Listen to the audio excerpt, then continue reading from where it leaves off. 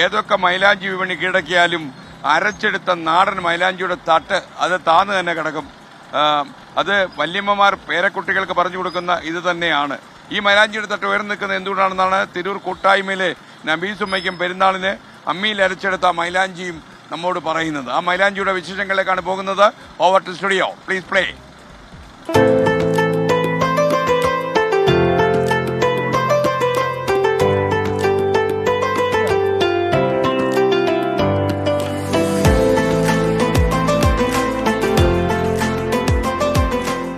പ്രാർത്ഥനയിലൂടെ പുണ്യം നേടിയ ഒരു മാസക്കാലം. ഇനി പെരുന്നാളാണ്. മൈലാഞ്ചി ചോപ്പില്ലാതെ പെരുന്നാൾ പൂർണ്ണമാകില്ല നബീസുമ്മയ്ക്ക്. അതും അമ്മിയിൽ അരച്ചത് തന്നെ വേണം.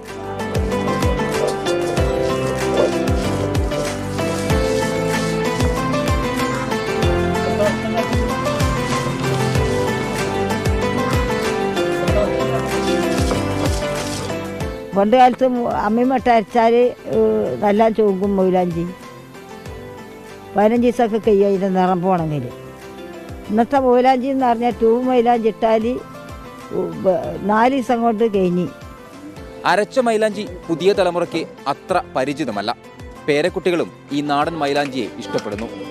ചെറിയ പെരുന്നാള് വന്നല്ലോ സന്തോഷനാള്, നന്മ നിറഞ്ഞൊഴുകും ലോകത്തിനുല്ലാസനാള്, അത്തരമുക്കി പറക്കും കാറ്റ് എത്ര നാളായി കണ്ടിട്ട്, ദിക്കറ് പാടി പറക്കും കിളിയെ എത്തുകയില്ലേ നേരത്ത്.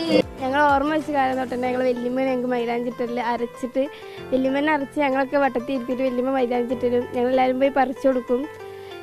ട്യൂബിടെ അവിടെ സമ്മതിക്കൂല. ട്യൂബ് പിന്നെ കൈക്ക് അത്ര നല്ലതും അല്ലാന്നാണ് ഇവരൊക്കെ പറയാം. 2 ദിവസം കൊണ്ട് പോകും. ഇതാകുമ്പോൾ കുറേ കാലം ഉണ്ടാവും.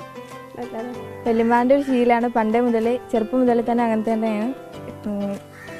പെരുന്നാളിൻ്റെ തലേന്ന് വീട്ടിലേക്ക് ഇവിടെ തറവാട്ടിലേക്ക് വരും. എന്നിട്ട് അങ്ങനെ മൈലാഞ്ചൊക്കെ ഇട്ടിട്ട് എല്ലാവരും പോവും. അത് വല്യമ്മക്ക് നിർബന്ധമാണ്.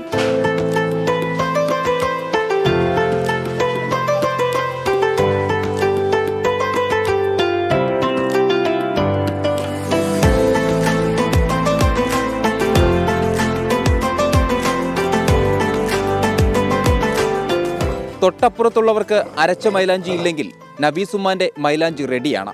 പെരുന്നാൾ സന്തോഷം കൂടിയാണ് ഈ മൈലാഞ്ചി ചോപ്പ് പങ്കുവയ്ക്കൽ. ക്യാമറമാൻ അബിത് കല്ലായിക്കൊപ്പം സമീർ ബിൻ കരീം, 24 തിരൂർ.